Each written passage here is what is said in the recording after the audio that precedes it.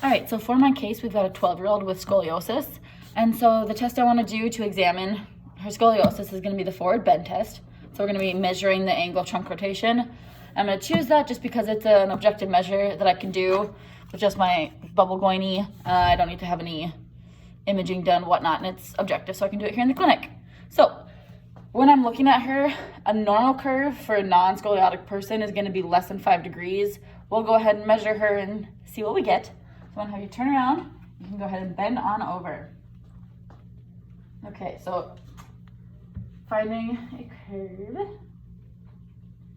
Okay, and so she does not have scoliosis, and you can stand up. And she has no curvature. If I did find a location where I saw maybe like a rib hump or indicating that scoliosis, whatnot, if I had greater than 5 degrees, that would indicate a scoliosis. So we'll pretend that on the right side, here, I'll have you go ahead and bend over again.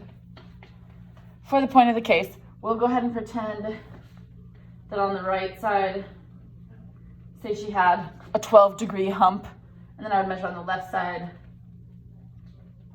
Good, you can stand up. And she has a 0-degree hump because the curve is going the other way. So we have a 12-degree curve on the right side, nothing on the left. Then we'll go into intervention.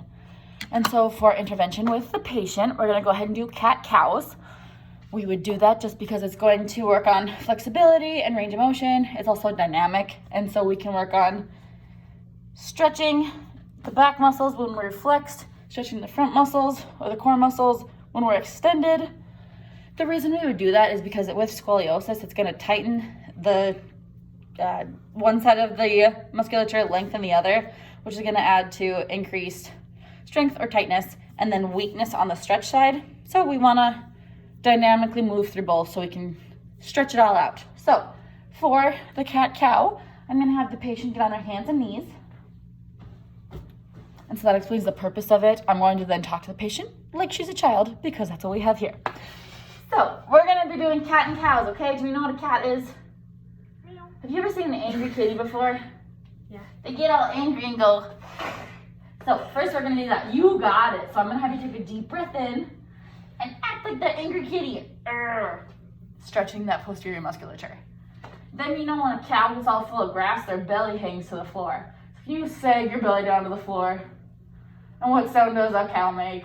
Moo. What sound does a full cow make? Moo. Good. And let's be that kitty again.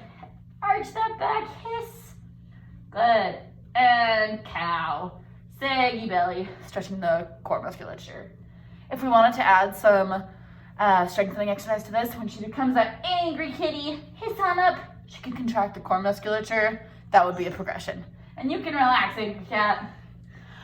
All right, and so then again, that's dynamic. We are lengthening the muscles, so working on flexibility, range of motion to get that functional length, strengthening the weakened side that's lengthened, and getting that tight side nice and loose again. That would be the cat-cow.